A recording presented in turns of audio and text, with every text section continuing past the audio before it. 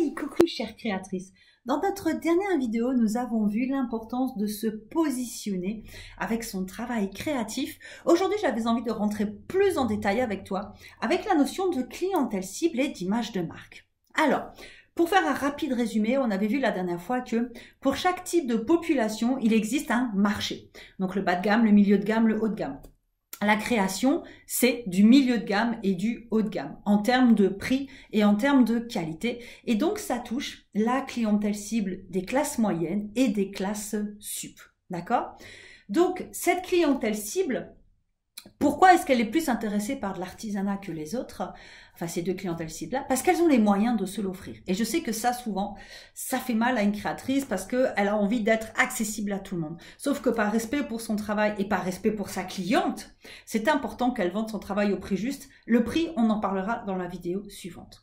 Aujourd'hui, ce que je voulais vraiment que tu comprennes, c'est que si tu vends une création en disant qu'elle est made in France, éco-responsable peut-être, fait avec amour, qu'elle a pris du temps avec du matos de qualité, mais que tu vends cette création à 10 €, les gens ne comprennent pas ton positionnement, donc ta clientèle cible ne comprend pas que ce que tu fais est pour elle, et ton image de marque est sabotée. Je vais te donner un exemple figuratif, très simple, pour que tu comprennes la chose. Imagine que tu es sur une exposition de créateurs, d'accord? Au loin, tu vois deux stands côte à côte. Il y a de la foule, il y a du soleil, tout va bien, il n'y a pas de coco, il n'y a pas de masque, il n'y a pas de gel. Ça, c'est encore autre chose. En tout cas, imagine qu'au loin, tu vois deux stands. Tu vois un stand, au loin, tu vois qu'il est sous un parasol un peu bancal qui a l'air vieillot, une table avec un tissu dessus. Et tu vois à côté un stand avec un barnum professionnel. Tu peux comprendre de loin qu'il y a des niveaux sur la table, tout n'est pas à plat, ça a l'air d'être lumineux, ça a l'air d'être chaleureux, ça fait professionnel. Inconsciemment, la personne, enfin toi en l'occurrence, au loin, quand tu vas voir ces deux stands côte à côte, tu vas te dire quoi? Tu vas te dire que le stand moche, c'est du pas cher et de la merde, et que le stand joli, c'est de la qualité, et que ça doit valoir son pesant. Ça, c'est l'image de marque. Et c'est très important à comprendre parce que du coup, en fonction de tes moyens financiers, tu vas être attiré par l'image de marque qui te correspond. Forcément. Donc, si tu as un petit budget, tu vas peut-être fuir le stand qui fait professionnel parce que tu te doutes bien que ça va être plus cher.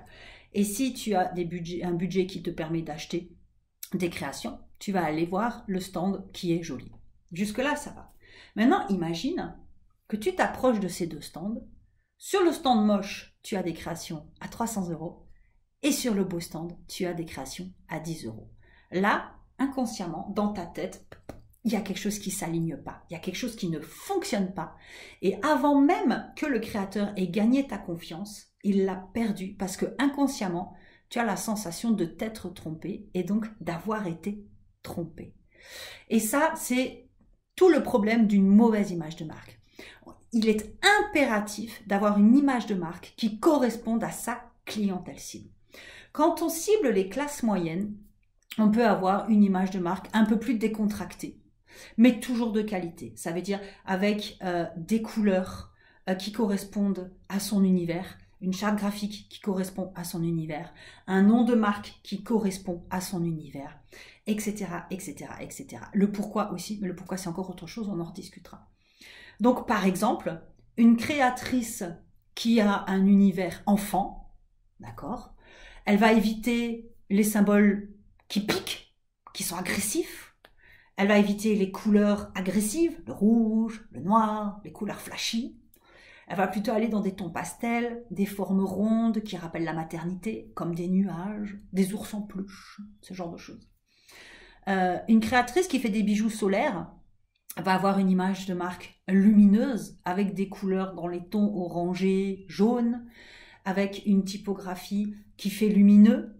Ça peut être pourquoi pas en bâton parce que ça rappelle les rayons de soleil, etc., etc. Peu importe, ça c'est le travail des graphistes, c'est leur job de trouver des éléments qui correspondent à ton image de marque, mais c'est vraiment important.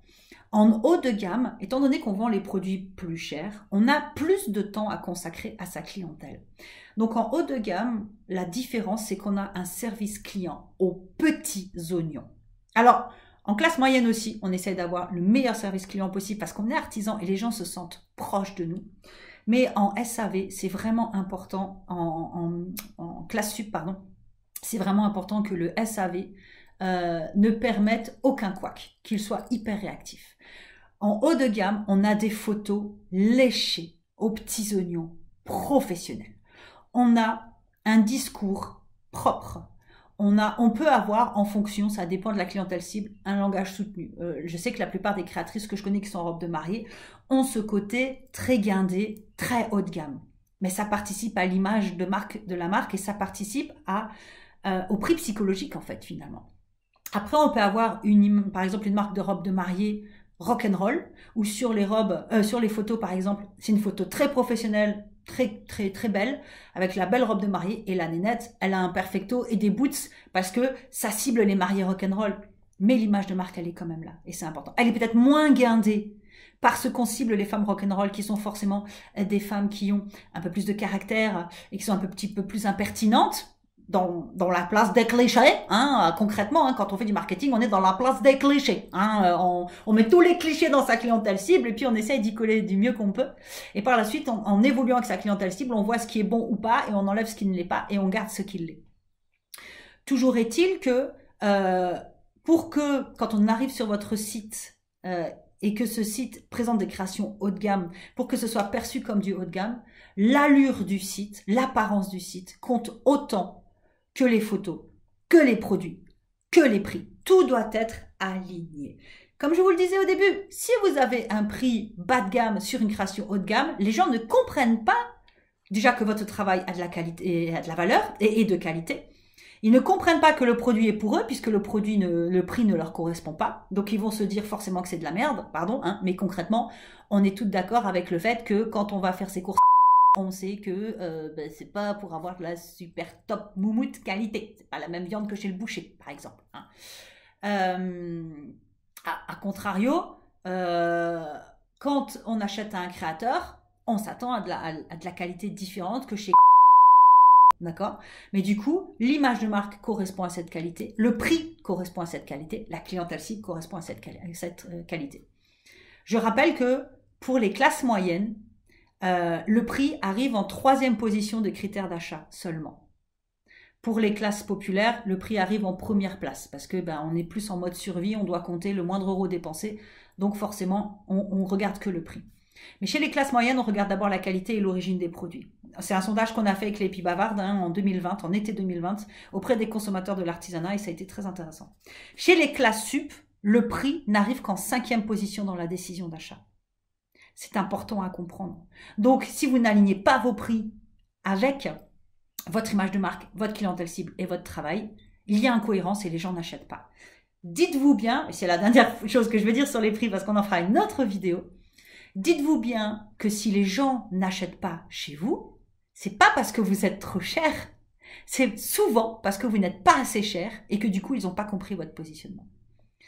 Donc, ayez une image de marque qui soit en cohérence avec vos produits et avec votre pourquoi. Donc pareil, on reparlera. La prochaine vidéo, on fera sur les prix et celle d'après, je vous parlerai du pourquoi qui est très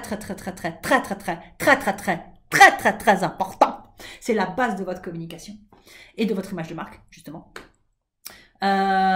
Donc, une image de marque qui correspond à votre pourquoi. Le pourquoi, c'est vos valeurs, hein, pour schématiser pour cette vidéo-là, qui correspond à vos valeurs, qui correspond à vos prix, qui correspond à la qualité de votre travail. Pour toucher la bonne clientèle cible qui justement va être touchée par l'image de marque que vous proposez parce que tout de suite elle va comprendre si c'est pour elle ou non. Ça va vous permettre d'éviter de perdre du temps et de l'énergie avec des personnes qui n'ont pas le budget pour vous acheter votre travail. Et c'est normal, ça ne fait pas de vous des mauvaises personnes. Vous êtes des artisans et vous avez une réalité économique. Cette réalité économique, c'est qu'on vit en France et qu'on paye des charges françaises. Mais bon, je m'étale, on parlera de ça plus en détail dans la prochaine vidéo sur les prix. Voilà ce que j'avais envie de partager avec vous. Retenez bien cette image des deux stands côte à côte et de l'importance d'avoir des prix qui sont alignés. Sur le beau stand, il aurait fallu qu'il y ait les produits à 300 € pour finir. Et sur le stand moche, il aurait pu y avoir les produits à 10 €. Il y aurait une cohérence et là, on aurait moins hésité à acheter. Donc voilà, j'espère que cette vidéo vous aura apporté des bases importantes. Il faut bien comprendre que l'artisanat, c'est pas du social, l'artisanat, c'est de la qualité, et la qualité, bah, ça se paye, parce que comme on le verra dans la vidéo sur les prix, si vous vous payez pas votre temps de travail, personne ne le fera pour vous. Allez, moi je vous fais d'énormes bisous, et je vous dis à très très bientôt pour de belles aventures.